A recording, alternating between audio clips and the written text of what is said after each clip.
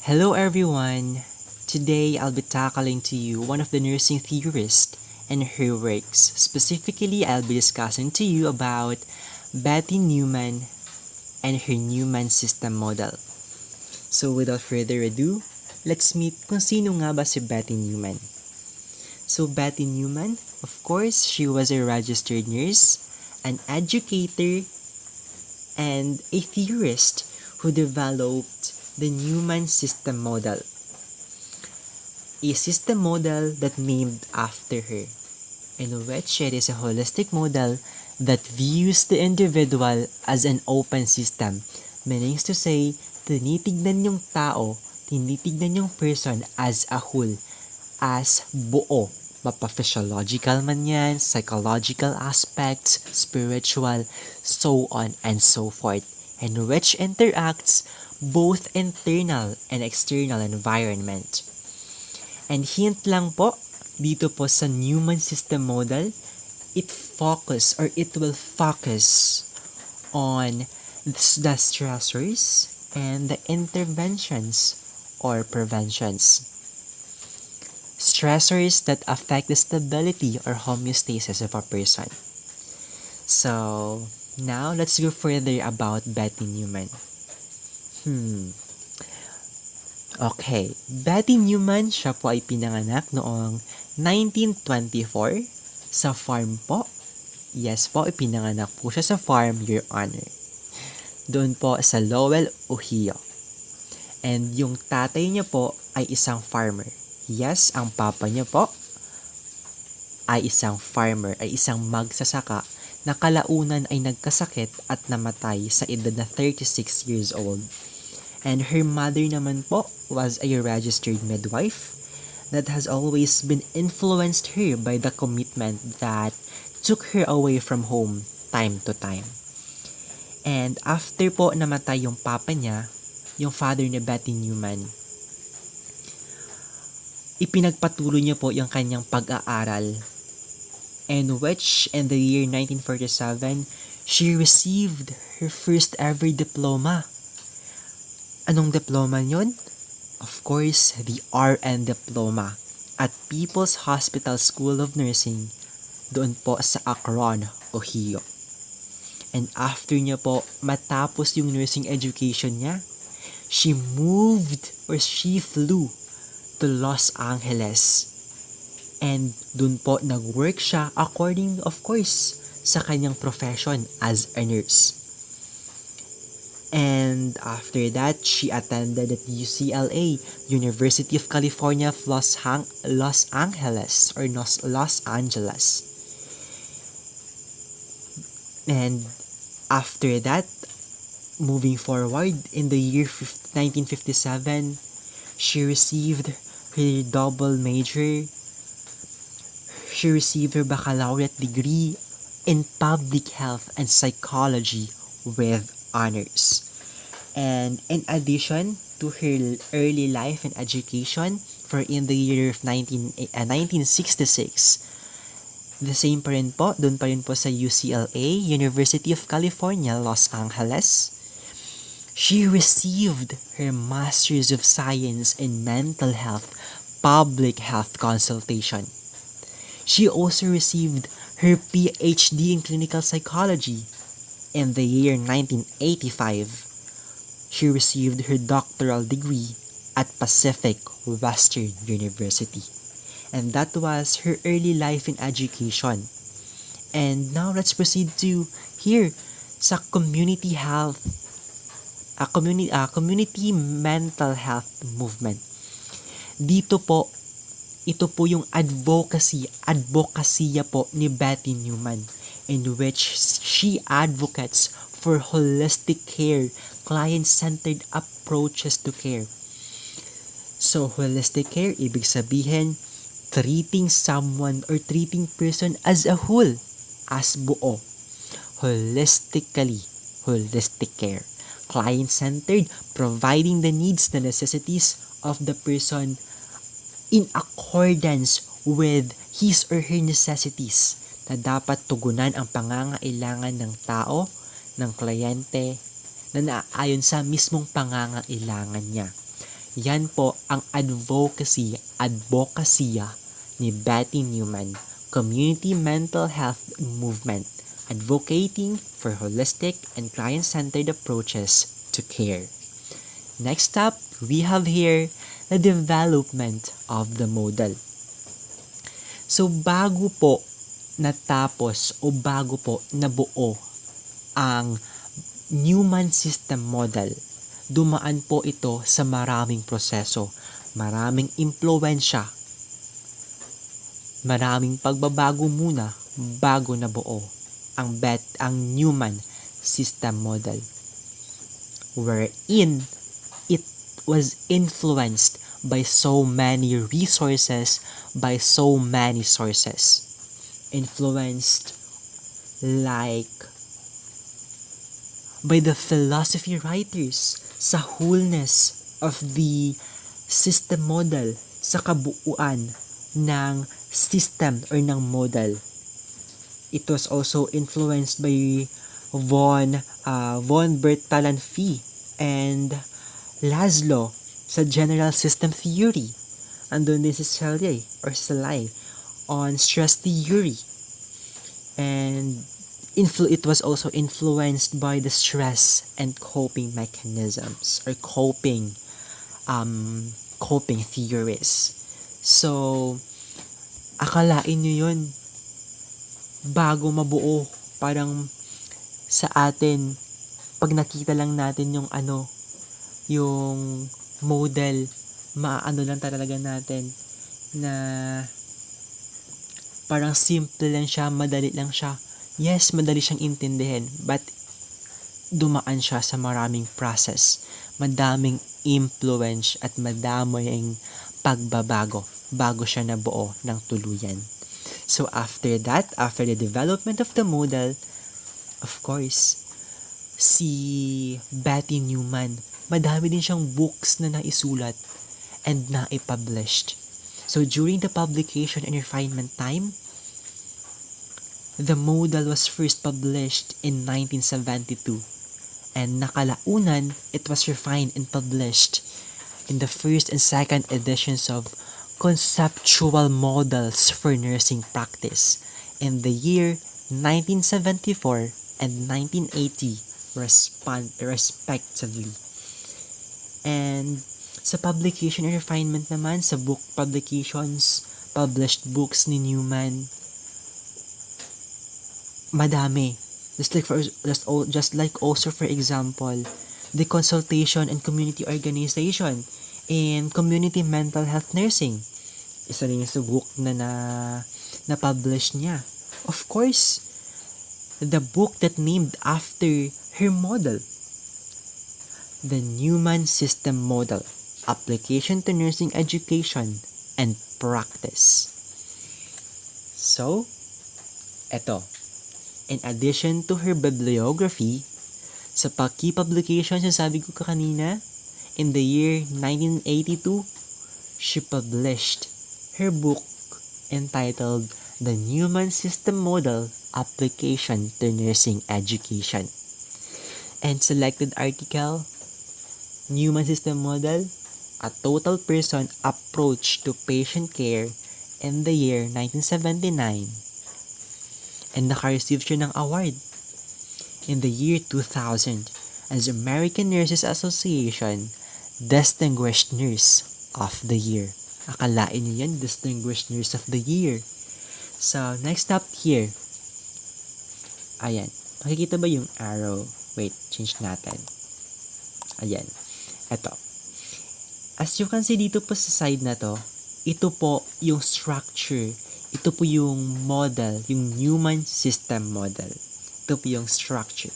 So, as you can see dito sa center, ayan, basic structure, energy, resources. It represents us. It represents the wholeness of human being. Mapa-physiological man yan, psychological, spiritual, so on and so forth. Basic structure, energy, resources, of course. Kasali dito yung genetic structure, yung response pattern, yung, of course, organ strength and weaknesses. basic factors common to the organisms. Yun siya yung mean dito sa pinaka-center. So, sa labas nitong basic structure na to, our lines of resistance. Lines of resistance, it serves as our support system. Tandaan po natin, yung line of resistance, ito po yung support system po natin. And sa labas po nito, of course, yung ating lines of defense. Yung lines of defense po natin ay nahati po sa tatlo. Una, the normal line of defense. Second, the flexible line of defense. Pangatlo, resilient line of defense. Ano nga ba yung pinagkaiba ng tatlo? Sa normal line of defense, simple lang. Usual state of health. Normal lang siya. Walang sakit dito. And dito naman sa flexible line of defense, may sakit o wala? Yes po, meron po. Meron pong sakit dito. Pero may early treatments naman sila. Just like for example, yung kapag ang tao may high blood pressure, 'di ba sa mga natin, sa mga barangay natin, mayroong mga health center na nag-conduct ng early screening. Ano yung purpose nun? Of course, to prevent the complications. 'Di ba? And then yung resilient line of defense, sa pinaka-outer din siya. Yung resilient line of defense natin, it refers or it has the ability to fight back, to bounce back, to recover from the stressor. Yun po ang ating line. Yun po ang ating tatlong lines of defense. Normal line of defense, usual state of health. Yung flexible line of defense natin, ito yung first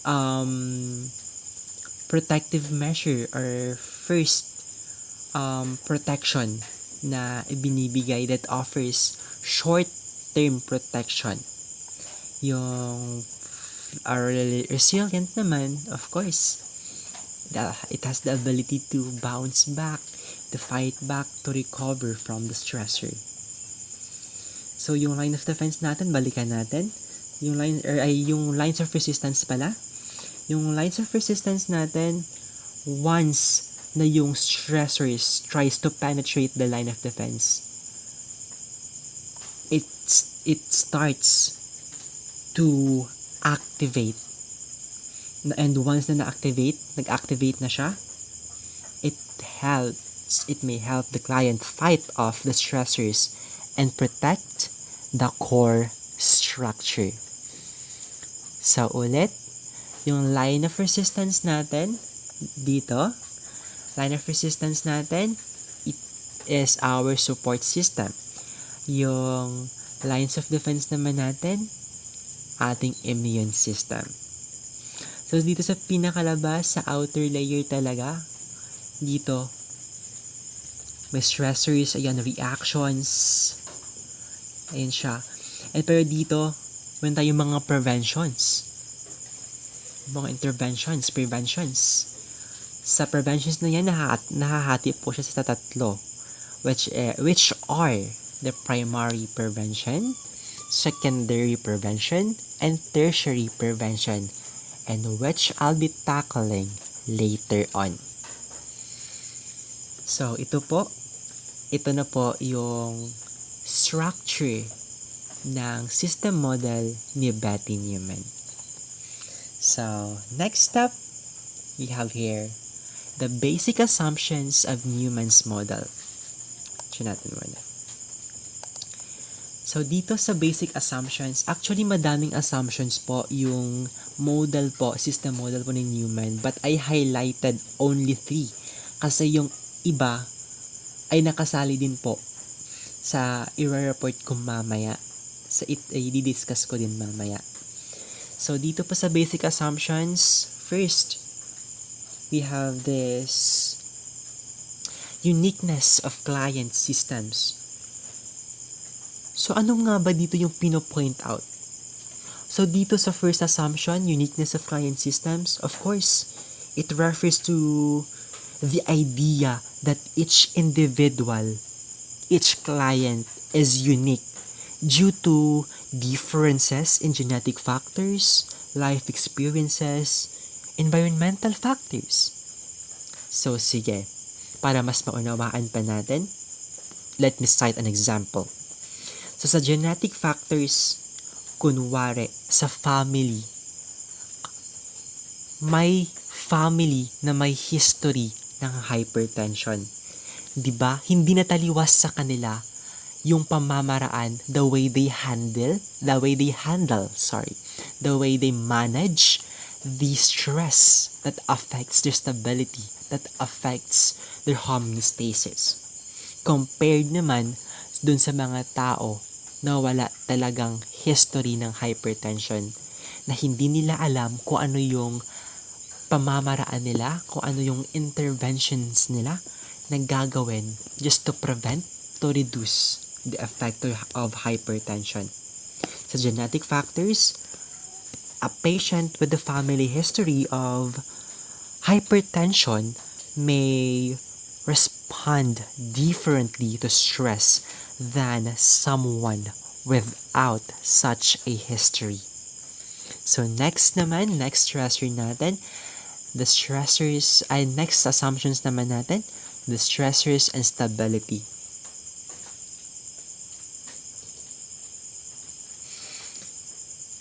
So sa stressors and stability, kapag sinasabi nating stressors, of course, these are factors that can disrupt a person's balance and stability.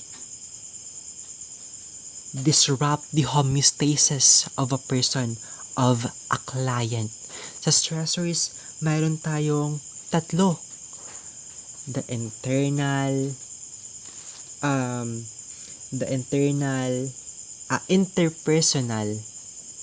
the intrapersonal, and extrapersonal. So ano nga ba yung pinagkakaiba ng tatlong stressors na yan? Of course, first we have the intrapersonal. So kapag sinasabi nating intrapersonal, of course, it comes from within a person mismo, that are related to their internal thoughts, their emotions, and their perceptions. Halimbawa na lamang dito, self-esteem issues, anxiety, anger, yung mga personal health problems. Ito, perfectionism, unrealistic expectation to oneself, self-doubt. Ito talaga, overthinking. Yan sila yung nagkakos ng intrapersonal stress sa atin. And we have this interpersonal. Kung may intra, may inter. Interpersonal, of course, relationship, interactions, and relationships. Socialization. An example of this, social isolation or feelings of loneliness. Madaming tao yung nai-stress kapag nag-iisa. Gustong laging may kasama. Ito, problems in intimate relationships, communication issues, trust problems, trust issues. Social pressure or expectations from others. Yung very high yung demands, expectations from others. Conflicts from the family or misunderstandings from friends, families, or colleagues. Yan yung example ng interpersonal. Sa extrapersonal naman, extrapersonal stressors, of course, originated from external sources. Halimbawa, financial issues, number 1. Environmental factors next.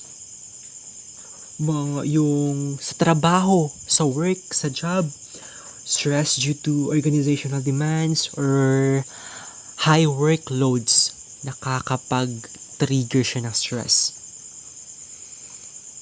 So, under sa stressors, you have yung tatlo. The enter, the enter, and the extra. And stability, it refers to, of course, the ability to maintain balance or homeostasis of a person through protective factors or interventions. Despite the stressors, we have that ability to maintain the balance due to stability. So, may stressors, may stability.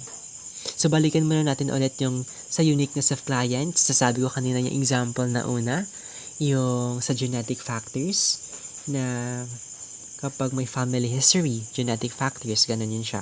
The way they handle the stress, the way they face the stressor. And yung pangalawang example, life experiences niyan. Dun lalo na sa mga taong may trauma. Diba, mas very high yung emotional needs nila compared dun sa taong walang masyadong emotional needs. Yun yung siya example ng life experiences. And of course, very well known din sa atin tong environmental influences, very common din. Compare natin yung mga taong naninirahan sa very cleaner, very greener environment compared natin doon sa taong mga naninirahan sa very polluted area. 'Di ba? Mapapansin natin yung mga taong naninirahan sa very polluted, mapa-air man yan, mapa-water, basta polluted area, they are the ones who have more health challenges than someone in a cleaner environment. Sila, kumbaga yung life nila very risky kasi very polluted yung area doon. Yun yung examples. Sa uniqueness of client systems, we have the tatlo: genetic factors, the life experiences, and the environmental influences. So next, we have this interrelationship of variables. So kapag sinasabi natin interrelationships of variables, this refers to how different aspects of a person's life, physiological, sociocultural, psychological, so on and so forth, are interconnected.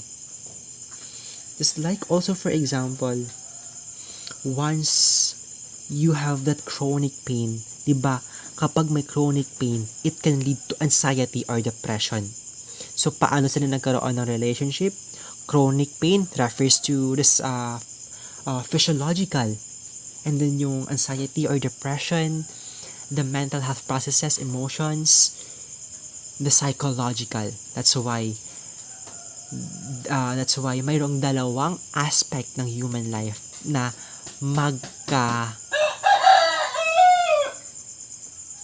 connected.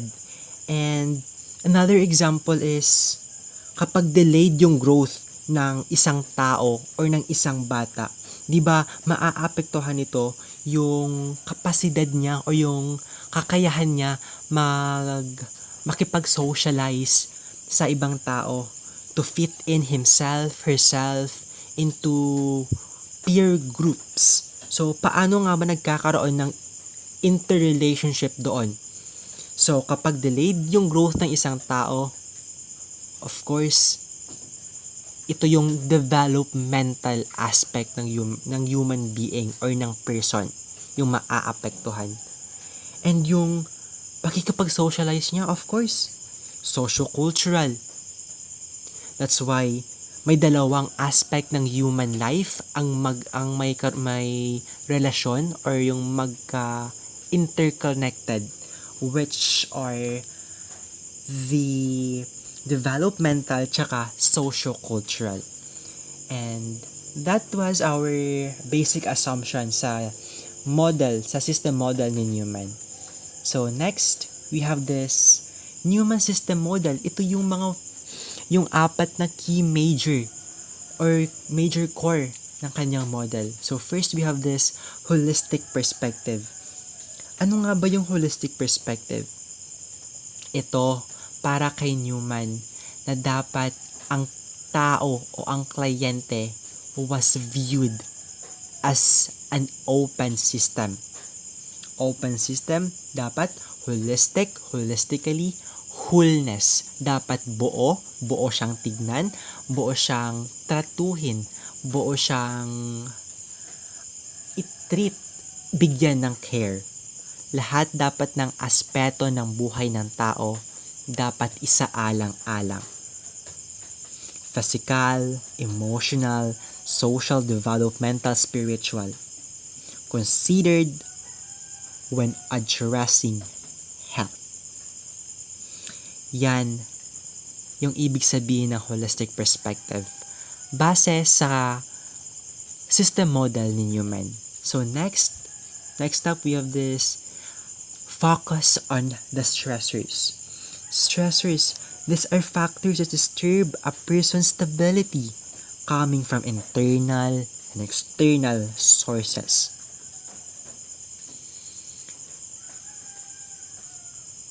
Financial problems, ganoon sa conflicts, misunderstandings ng families, colleagues, na dapat dito sa focus on stressors, dapat pag-aralan maigi, dapat tutukan talaga or siyasatin ng maigi kung saan nagmumula yung stress para alam kung anong intervention, kung anong measure yung i-a-apply doon sa stressor na yun na nakaka-apekto sa stability or sa homeostasis ng tao.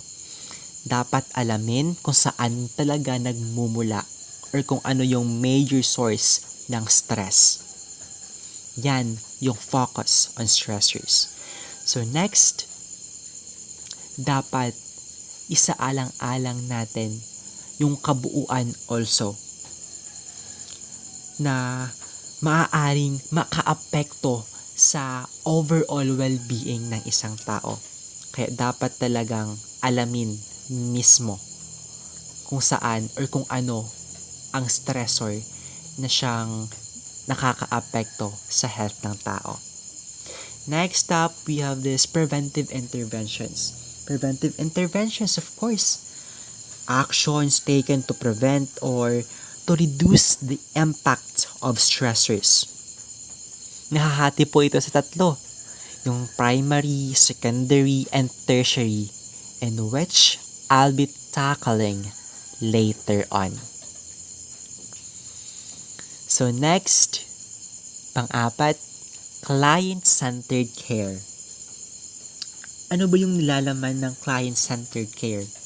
Of course, dapat tugunan or itugon yung dapat na kung ano yung pangangailangan ng kliyente natin, ng pangangailangan ng tao mismo. Na kung saan i-consider natin yung specific stressors. Kung saan nagmumula, kung ano yung pinagmumulan. And of course, dapat nating alamin at pag-aralan ang personal na katangian at kakayahan ng ating mga pasyente, ng ating mga kliyente. Tailoring care to the individual's unique need. So, yan po yung apat na major core under sa Neuman system model. So, next up, we have this key concepts of the Neuman system theory or system model. Of course, bumalik lang din tayo, client as a system. We must view our clients holistically as a whole, as buo, considering all the aspects of human life. Ganun lang kasimple, interacting the internal and external environment. So sa basic structure naman, of course, representing the basic survival, yung energy resources, na napapabilang dito yung mental health, yung factors like genetics, life energy. Dapat isaalang-alang ang aspects ng human or ng person. Ayan, as stated, physiological, psychological, socio-cultural developmental aspects. Dapat isaalang-alang. A person's immune system, of course, genetic makeup that forms part of the basic structure. Yun siya. Dapat talagang isaalang-alang. So next, lines of defense. Nasabi ko na yan siya kanina, na-explain ko siya, na that serves as our immune system. Protective barriers that prevent stressors from affecting the basic structure, na kung saan nahahati siya sa tatlo. Yung normal, yung flexible, tsaka resilient. Normal, as usual, state of health. Normal, health education. Flexible naman, of course, first protective layer that offers short-term protection.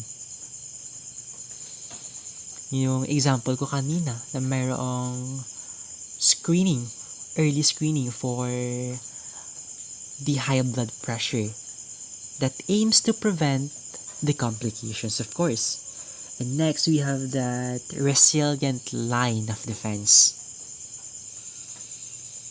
The system's ability to bounce back, to fight back, to recover from the stressor that affects the stability, the homeostasis of the person. Line of defense, our immune system. Next up, kung ang line of defense ay immune system, mayroon naman tayong lines of resistance that supports the lines of defense once na yung stressor tries to penetrate the line of defense. Line of resistance will took place and will eventually activates. And once na nag-activate po yan siya, once na na-activate yung lines of defense, it helps the client to fight off the stressor and protect the core structure. Kung ang line of defense, sabi ko kanina, immune system, yung lines of resistance naman is our support system. So that was the key concepts of the Neuman system theory or Neuman system model. Next up, we have this prevention, of course, na according para kay Neuman, na ang prevention, ito yung primary nursing intervention na nakatutok lamang sa stressors, sa pag-identify ng mga stressors, sa stress response from stress, from having a detrimental effects on the body. So when we say detrimental, of course, causing harm or damage from the body, harmful, negative effect, negatively affects a person, something, or the situation. Just like for example, yung smoking, paninigarilyo, na dapat ipinagbabawal, na dapat talagang iwasan na kasi it can cause harm to our body. Smoking is very detrimental to your health as it can lead to serious diseases. So sa prevention po, kay Neuman, mayroon pong tatlo. Nahahati po sa tatlo. First, the primary prevention. Second, we have the secondary prevention. And third, we have this tertiary prevention. Paano nga ba nagkakaiba-iba ang tatlo? Okay. So sa primary prevention, actions taken before the stressor occurs. Dito papasok yung sabi ko kanina na health education. Na, just like for example, during COVID-19, pinagsusuot tayo ng face masks, ng face shields, pinagsasanitize tayo ng hands, pinagwawash tayo from time to time, observe social distancing when we're in a crowded places, crowded area. That was the example of primary prevention, the health education. So pag may primary prevention, of course, may secondary prevention. Ano yung secondary prevention? Actions taken after a stressor has occurred. Merong sakit dito? Yes, meron na pong sakit. Just like yung sabi ko kanina, early screening for the blood pressure. For the high blood pressure, I mean. To prevent the complications, of course. Tandaan lang natin na yung secondary, it addresses stress during the early stages. Tandaan natin yan. So, kung may secondary, kung may primary, may secondary, of course, may tertiary prevention. Ano yung tertiary prevention? These are actions taken after the secondary prevention to support the client's recovery. Kung ano yung nagawa ng secondary prevention ay siyang susuportahan ng tertiary prevention. It reduces the long-term effects of stress after it has occurred. Dito na papasok yung rehabilitations, medications, so on and so forth. So, uulitin natin, preventions, these are actions taken to prevent or to reduce the impact of stress na nakahati sa tatlo. The primary prevention, which are actions taken before a stressor occurs. Secondary prevention, actions taken after a stressor has occurred. And tertiary prevention, actions taken after secondary prevention to support the client's recovery. Primary prevention, before. Secondary prevention, during. Tertiary prevention, after. That was the preventions in Neuman System Model by Betty Neuman. So next up we have here the meta-paradigm or meta-paradigm concepts. The person, the environment, the health, the nursing. So sige, uunahin na natin ang person. So ano nga ba yung para kay Betty Neuman ang person? Of course, para sa kanya, a person must viewed as an open system, holistically, wholeness. Lahat ng aspeto ng buhay ng tao dapat naisaalang-alang. So, under sa person, meron po yan siyang 5 subsystems. Ano yung 5 subsystems na yon? Of course, first, we have the physiological. Second, psychological. Third, socio-cultural. Fourth, spiritual. And fifth, developmental. So,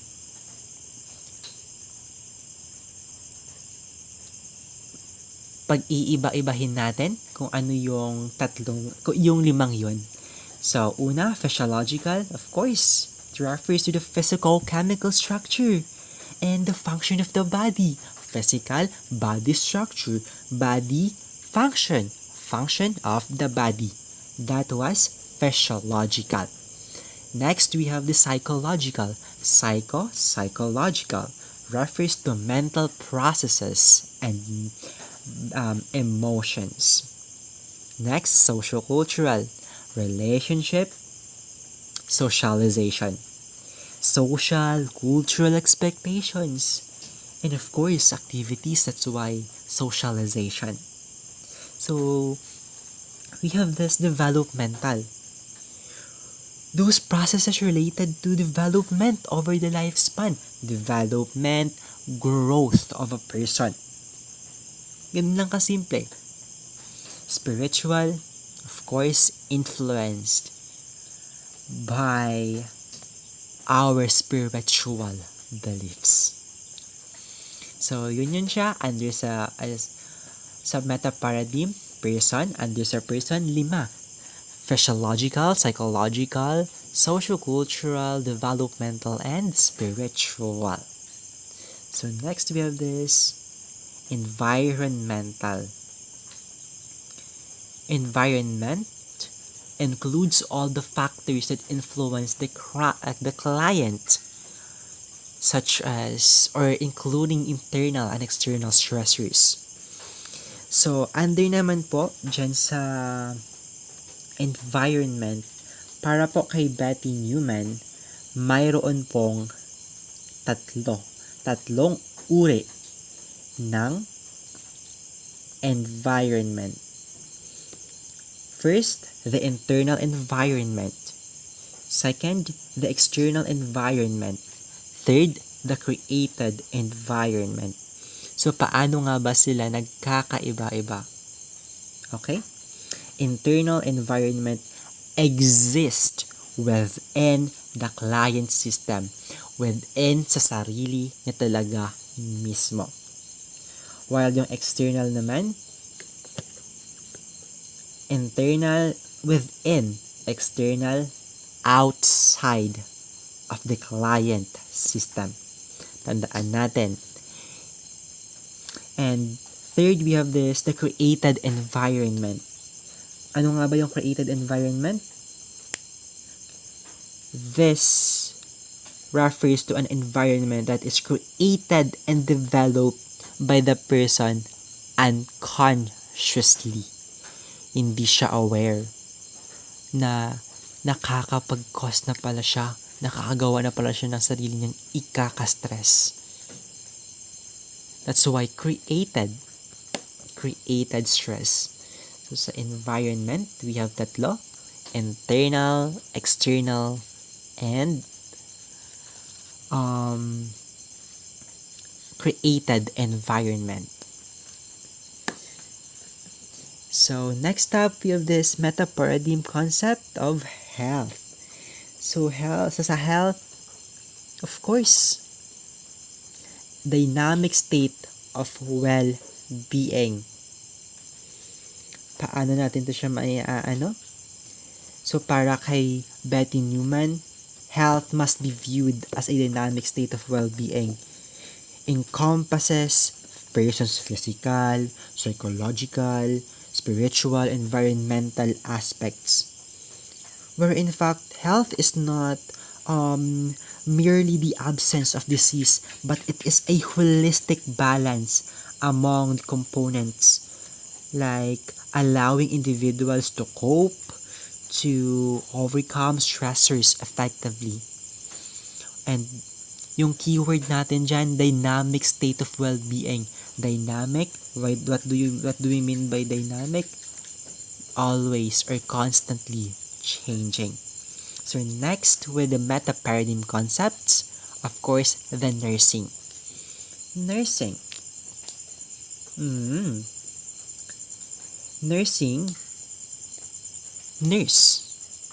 Nursing is a holistic profession that helps clients maintain or restore optimal wellness. Action which assists individuals, families, the groups to maintain a maximum level of wellness.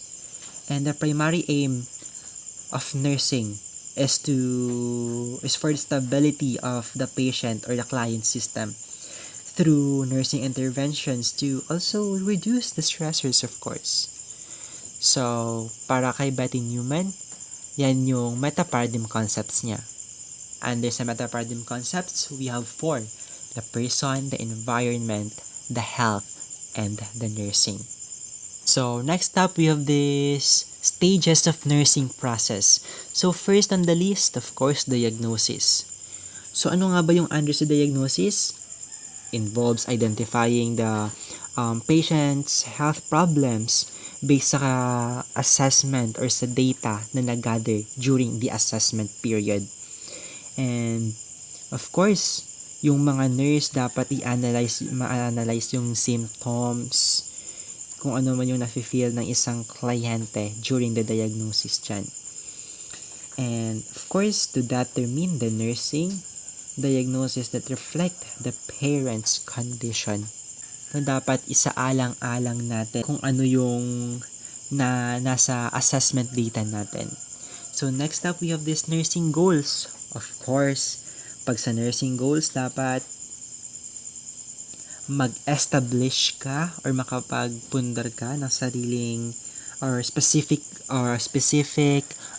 measurable, achievable, yung tinatawag na time-bound or SMART goals, relevant goals also, just to address the identified diagnosis. And these goals guide the care plan and focus on desired patient outcomes. Yun yung under sa nursing goals.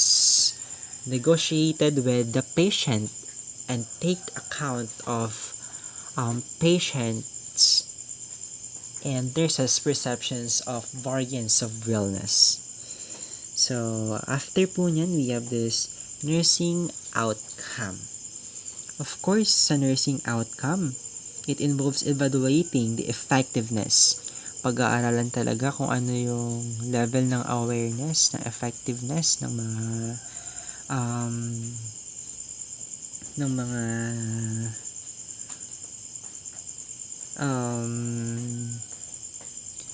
nurse, and based on the achievement of the established goals, doon nila masusukat yung achievement, yung effectiveness rather ng isagawa po nila na intervention.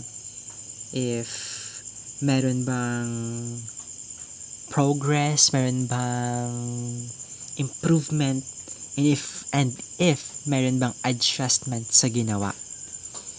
So, yan po ang under sa nursing outcomes. So, that was our stages of nursing processes, diagnosis, nursing education, nursing goals, nursing outcomes. And next up, we have this, nursing process within the Neuman system theory. Mayroong 6.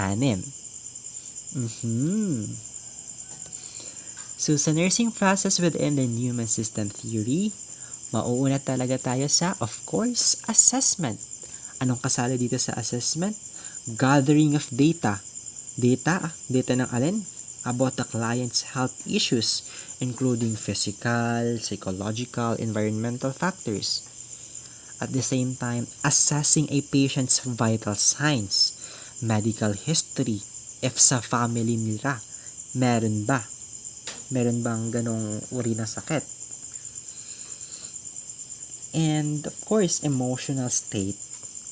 Yan yung dapat i-gather na during the assessment period. And of course, after ng assessment, we have this diagnosis. So, ano nga ba yung diagnosis? Of course, dito na natin ma-identify yung health issues based sa assessment data. Kung yung assessment, gathering of data, yung diagnosis naman, identifying the health issues based on assessment data, including stressors that affect the other clients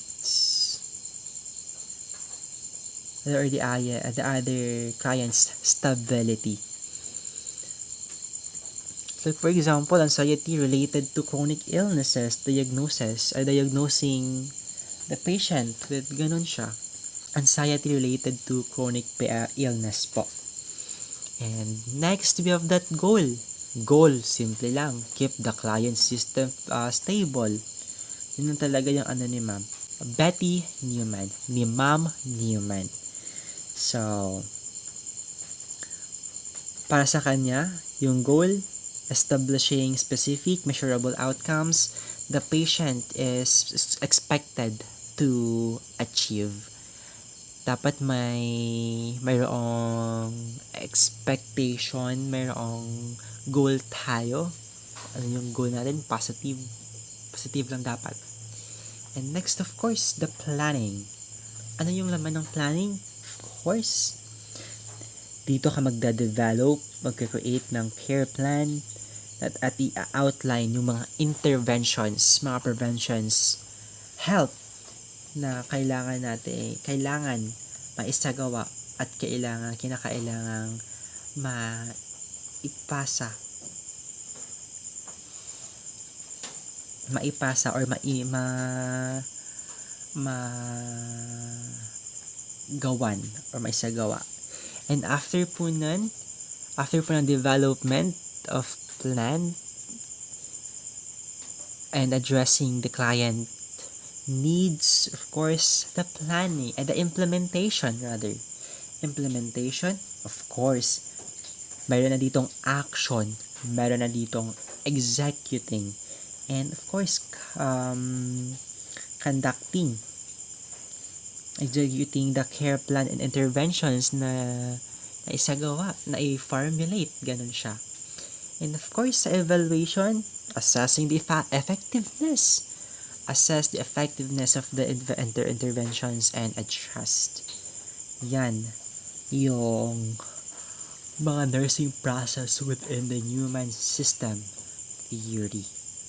The assessment, diagnosis, goals, planning, implementation, and evaluation. So next we have this application of Neuman's model in nursing practice. First, hospital nursing. So, bakit nga ba sa hospital nursing? Kasi, yung mga nurse doon, ginagamit nila yung model to assess the patient's holistic needs and to develop the care plans na ina-address yung physical, physiological, psychological, and social factors. Then yung under sa hospital nursing. Next, we have this family therapy. Family therapy, the model helps nurses education, family, dynamic stressors affecting health, allowing the interventions that involve the entire family system. Kumbaga, sa pamamaraang ito, kailangan talagang intindihin yung stressor dapat ma-handle, magpa-check, ganito, ganyan.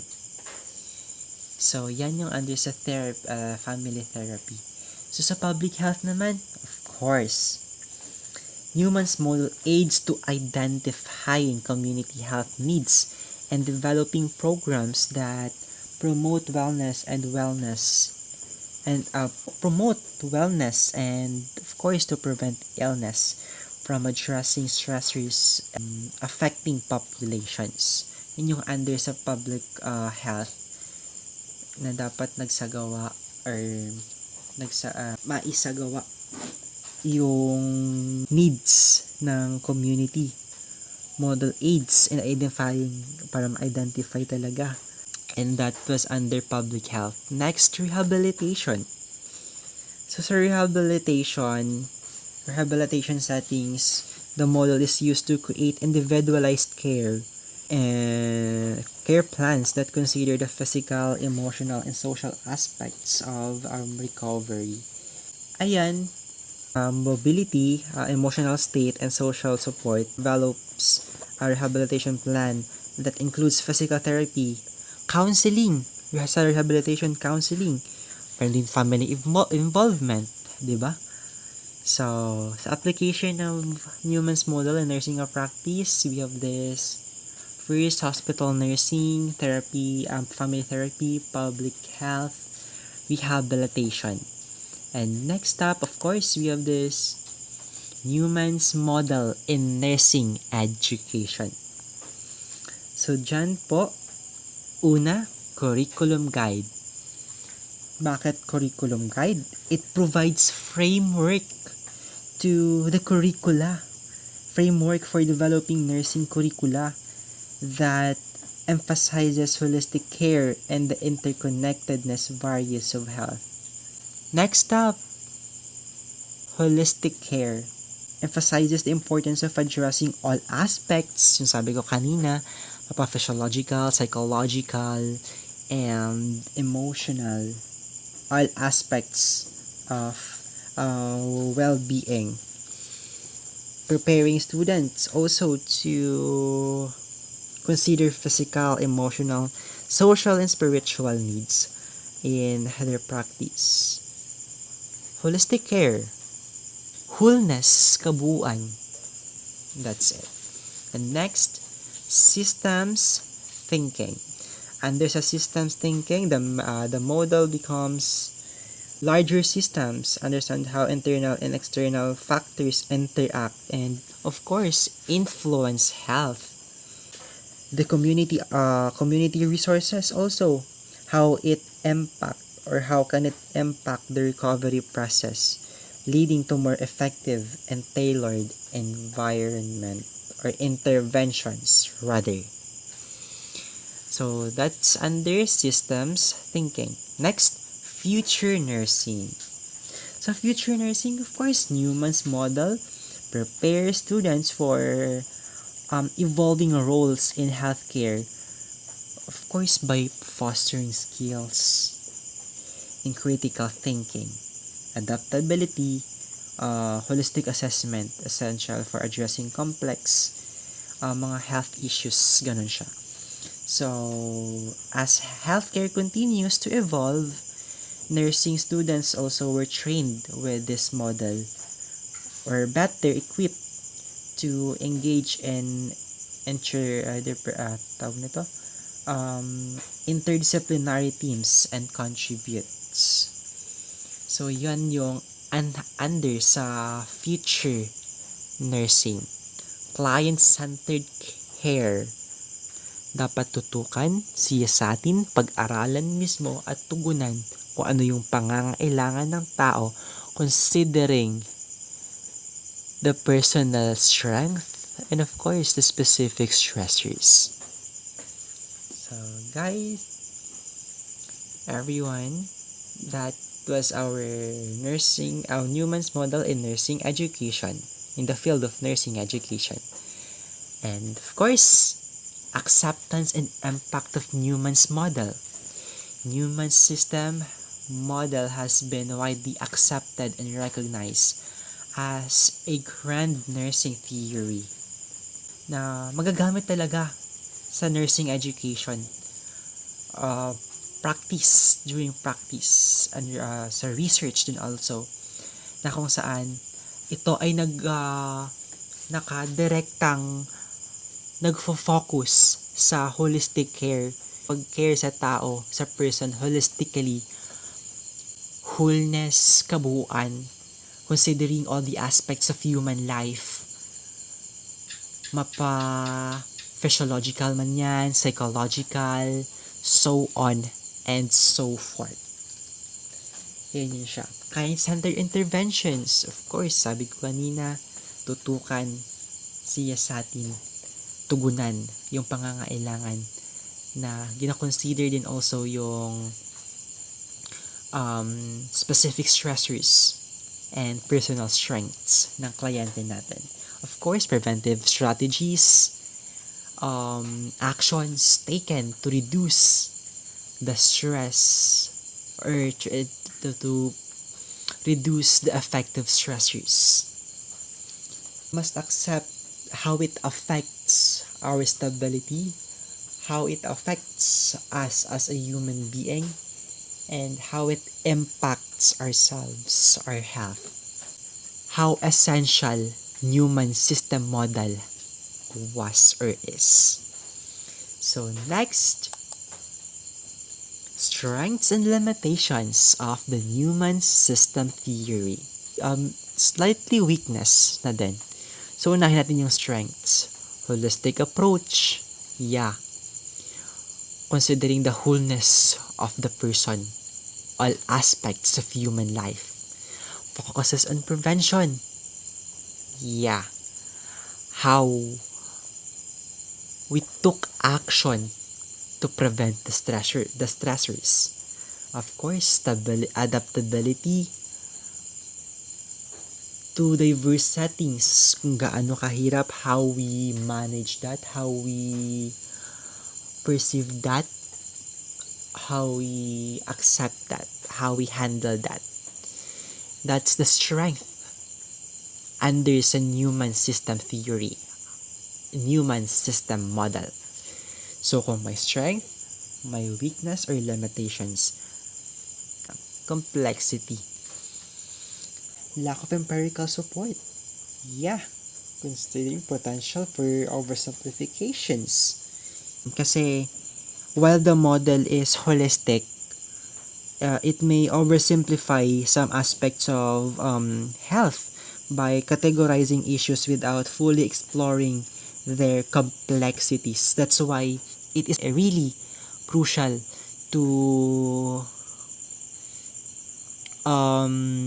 know what the stressor is, what was the stressor